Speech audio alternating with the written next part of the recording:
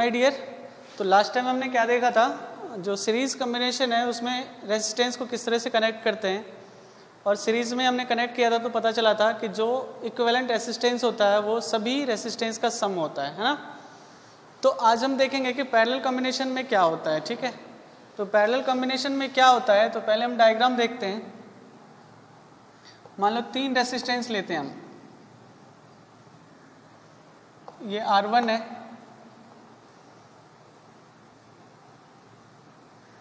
ये R2 है,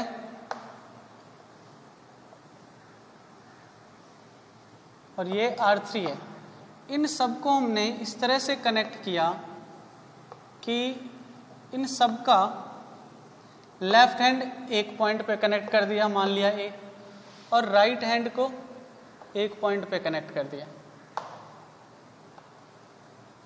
और इस दोनों पॉइंट को एक वोल्टेज सोर्स से कनेक्ट कर दिया, और यहाँ स्विच लगा दिया। तो आप कह सकते हो कि ये पैरेलल कॉम्बिनेशन है। क्या किया हमने, देखो सिंपल लैंग्वेज में ये समझते हैं कि ये जो R1, R2 और R3 है, मीन्स ये 3 रेसिस्टर्स हैं, वो इस तरह से कनेक्ट किया कि तीनों का देखो लेफ्ट हैंड एक पॉइंट पे कनेक्ट कर दिया और राइट हैंड एक पॉइंट पे कनेक्ट कर दिया। ठीक है, ये तो हो गया बोलचाल के लैंग्वेज में समझ में आ जाना चाहिए, ये ऐसा है। लेकिन एग्जैक्टली फिजिक्स का लैंग्वेज क्या कहता है, तो यहाँ से देखो प्लस से माइनस की और करंट का डायरेक्शन है, मतलब यहाँ से I निकला और I चलना शुरू हुआ। तो क्या हुआ, इस पॉइंट पर आकर I इधर भी चला गया, कुछ I इधर भी चला गया होगा और कुछ I इधर भी चला गया होगा। जो पानी वाला एग्जाम्पल मैंने बताया था, उस एग्जाम्पल से समझो कि यहाँ से यहाँ वाल्व हमने ओपन किया, एक पाइप से पानी निकला I क्वांटिटी का पानी निकला, वाटर फ्लो कर रहा है यहाँ से। यहाँ जाने के बाद पता चला कि एक वाल्व से 3 पाइप अलग अलग डायरेक्शन में जोड़ दिया गया। तीनों पाइप में अलग अलग डायरेक्शन में जो जोड़ा गया है, तो तीनों पाइप में अलग अलग पानी जाएगा, इसमें कुछ पानी, इसमें कुछ पानी, इसमें कुछ पानी। लेकिन ये जो I1, I2 और I3 मीन्स ये जो पानी गया है, ये टोटल तो I ही था, यहाँ से I ही पानी निकला, और I जो डिवाइड होगा I1 में, I2 में, I3 में। तो अगर हम पानी का एग्जांपल लेते हैं तो आसानी से समझ में आ जाता है। ये समझ लो एक मोटा सा पाइप है, इस पाइप से 3 अलग अलग पाइप निकाल दिया, तो तीनों में अलग अलग पानी गया, तो टोटल पानी तो इस पाइप में बह रहा है। फिर देखो यहाँ आके क्या होता है, ये I1 आया इस पाइप का पानी, यहाँ पर I2 आया इस पाइप का पानी, और यहाँ पर I3 आया इस पाइप का पानी। फिर यहाँ तीनों मिल के क्या हुआ, I1, I2, I3 तीनों मिल गया और फिर एक पाइप में बहना शुरू हो गया। एक पाइप में फिर से कितना हो जाएगा, ये टोटल I हो जाएगा। ठीक है, तो आप क्या बताओगे कि जो पैरेलल कॉम्बिनेशन में 2 और मोर रेसिस्टर्स है वो किस तरह से कनेक्ट होना चाहिए कि इसके पास एक से अधिक रास्ते हों करंट फ्लो करने के लिए, एक से अधिक रास्ते। यहाँ से आया, इधर भी जा सकती है करंट, इधर भी, इधर भी। तो मोर देन 1 पॉसिबल पाथ अगर हो तो हम कह सकते हैं कि जो रेसिस्टर्स है वो किस में है, पैरेलल कॉम्बिनेशन में। तो मैं यहाँ पे डेफिनेशन लिख रहा हूँ, देखना आप। ठीक है, तो देखना डेफिनेशन मैंने क्या लिखा है कि इफ 2 और मोर रेसिस्टर्स, 2 या 2 से अधिक resistors are connected in such a way that there is more than 1 path is possible. यहाँ देखो आप, मैंने यही तो बताया था आपको कि 2 या 2 से अधिक रेसिस्टर इस तरह से कनेक्ट हो कि एक से ज़्यादा पाथ पॉसिबल हो। किसके लिए, करंट के फ्लो के लिए। I1, I2, I3 ये अलग अलग क्यों बटा, क्योंकि इसको अलग अलग रास्ता मिल गया था। तो यही मैंने लिखा है, more than 1 path is possible for what, for the flow of current, then we can say that such resistors are connected in parallel combination. ठीक है, तो ये आपका डेफिनेशन है, और क्या है वो आपको समझ में आ गया होगा कि यदि एक से अधिक रास्ता संभव हो करंट के फ्लो करने के लिए तो हम कहेंगे कि रेसिस्टर्स जो होगा वो क्या होगा, आपके पैरेलल कॉम्बिनेशन में होगा। ठीक है, इसके लिए देखो आप कंडीशन क्या होता है, तो पहला कंडीशन ये है, देखो I यहाँ पर वेरिएबल आ गया, तो जो करंट होगा I वो क्या होगा, I विल बी वेरिएबल ना।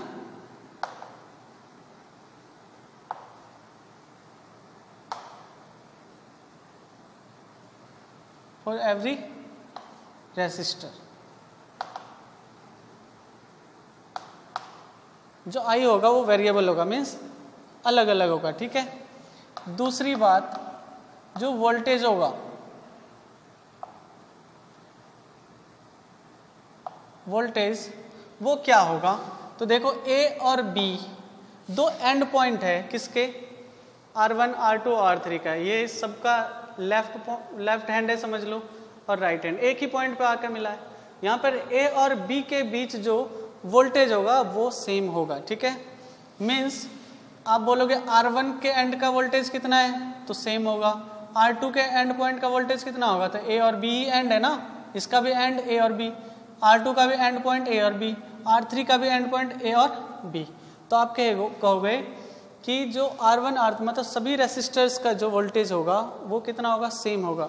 तो क्या लिखोगे, वोल्टेज अक्रॉस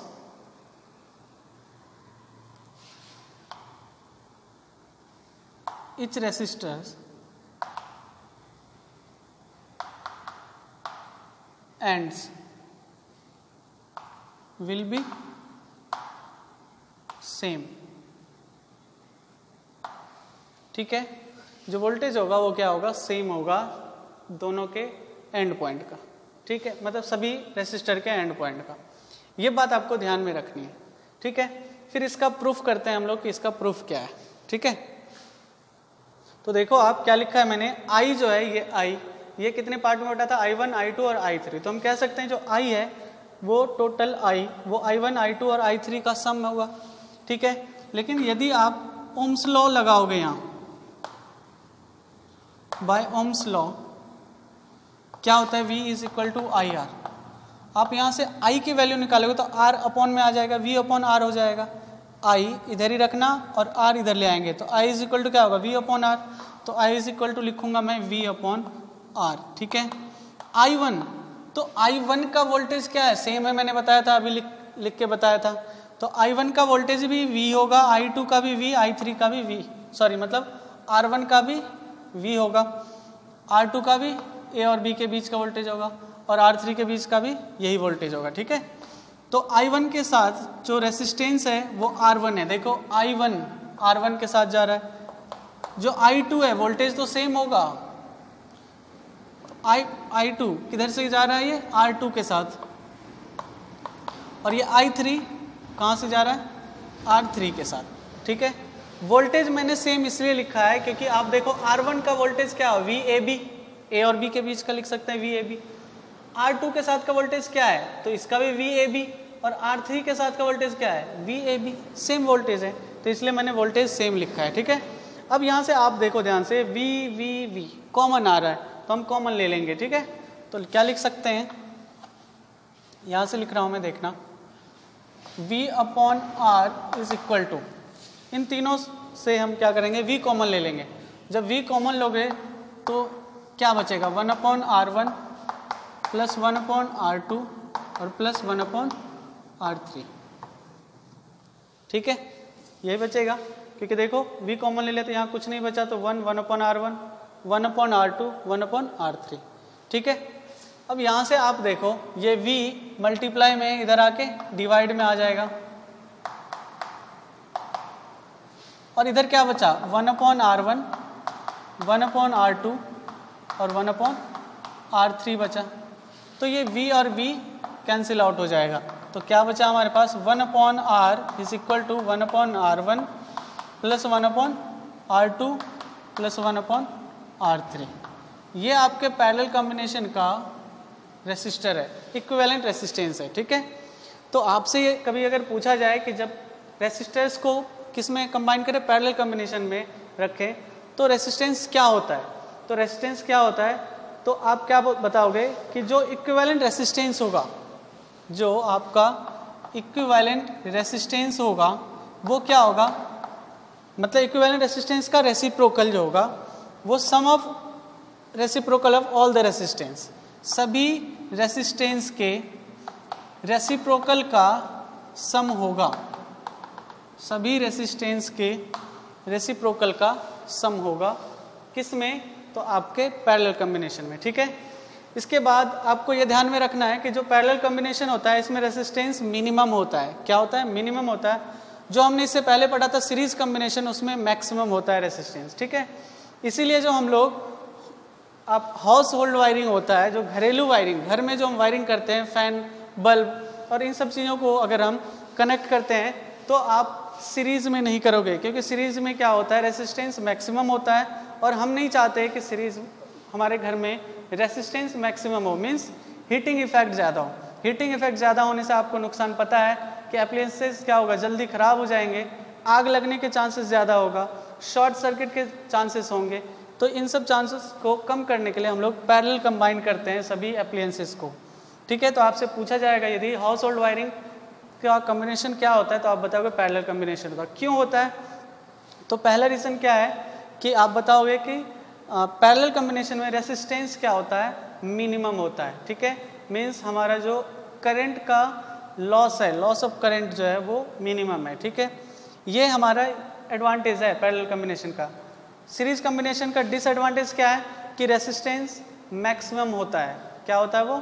मैक्सिमम होता है। ये हमारे लिए डिसएडवांटेज है, क्योंकि हम नहीं चाहते कि कभी रेसिस्टेंस ज़्यादा हो और हीटिंग इफेक्ट ज़्यादा हो। दूसरा क्या डिसएडवांटेज है सीरीज कॉम्बिनेशन का? तो एक ही स्विच से सारा अप्लायंसेस काम करेगा, या एक अप्लायंस का ख़राब हो जाने से दूसरा जो अप्लायंस होगा वो चलना बंद हो जाएगा, ठीक है। आपने देखा होगा कि हम जो डेकोरेट करने के लिए जो लाइट लगाते हैं वो सीरीज कॉम्बिनेशन में होता है। अगर उसमें से एक लाइट ख़राब हो जाती है ना, तो सारी लाइटें बंद हो जाती हैं, तो वो सीरीज कॉम्बिनेशन में होता है। आजकल वैसे अलग अलग टाइप के आने लगे हैं, लेकिन पहले जब हम लोग छोटे थे तो बचपन का याद है कि एक लाइट ख़राब हो जाने से सारी लाइटें उसकी ख़राब हो जाती थी, क्योंकि वो सीरीज कॉम्बिनेशन में होता है। उसमें हीटिंग इफेक्ट भी ज़्यादा होता है, आप देखना उसको टच करके तुरंत जलाओगे तुरंत से वो गर्म होने लगता है, ठीक है। तो उसका डिसएडवांटेज क्या है आपको समझ में आ गया सीरीज कॉम्बिनेशन का। पैरेलल कॉम्बिनेशन का एडवांटेज क्या है ये समझ में आ गया। सभी अप्लायंसेस को अलग अलग स्विच दे सकते हो आप, एक स्विच से काम, मतलब एक स्विच से एक ही अप्लायंसेस ऑफ होगा, ठीक है। लेकिन सीरीज में क्या होता है, एक ही स्विच से सारे, क्योंकि एक ही लाइन में लगे होते हैं ना, तो एक स्विच ऑफ करो तो सारे बंद, एक स्विच ऑन करो तो सारे ही शुरू हो गए। तो इसलिए ये डिसएडवांटेज और एडवांटेज है, ठीक है।